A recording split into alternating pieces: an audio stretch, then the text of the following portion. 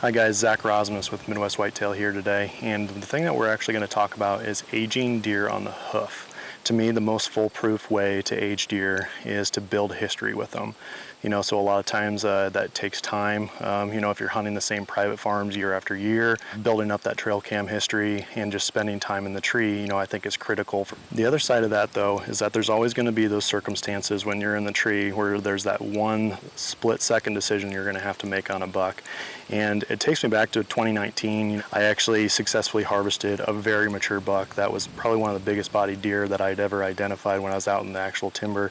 I think of a lot of different variables that go into that when I'm trying to make that decision on how old the deer is, because one of the things I think just general body size. If they're on their own, sometimes that can be a little bit more difficult because there's not a comparison to go off of. But if they have another deer that's with them, typically a mature buck is going to tower over, a 2 or 3 year old deer, and especially over a doe, depending on the time of the year that it is, they're going to be substantially larger.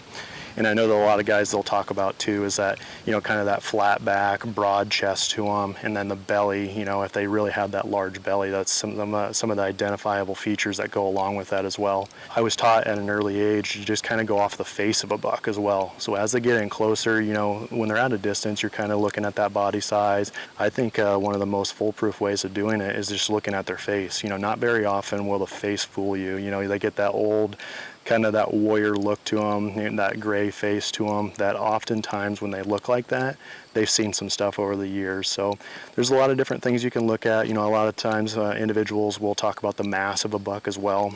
Typically once a deer gets 5.5, 6 years old, they're going to have larger mass around their brow tines, and stuff like that too throughout their actual entire rack. They're going to start carrying that mass a little bit more heavy.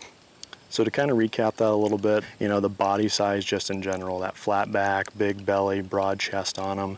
I talked about that old face. They tend to be older than what you think they are. They can have that larger mass throughout their antlers. That's something that typically comes with age structure as well. But really when it comes down to it, the only foolproof way is to develop history out there on those properties, and whether that's running trail cameras or even just spending time in the tree and kind of building that history. So hopefully those tips kind of help you guys in the deer woods this year.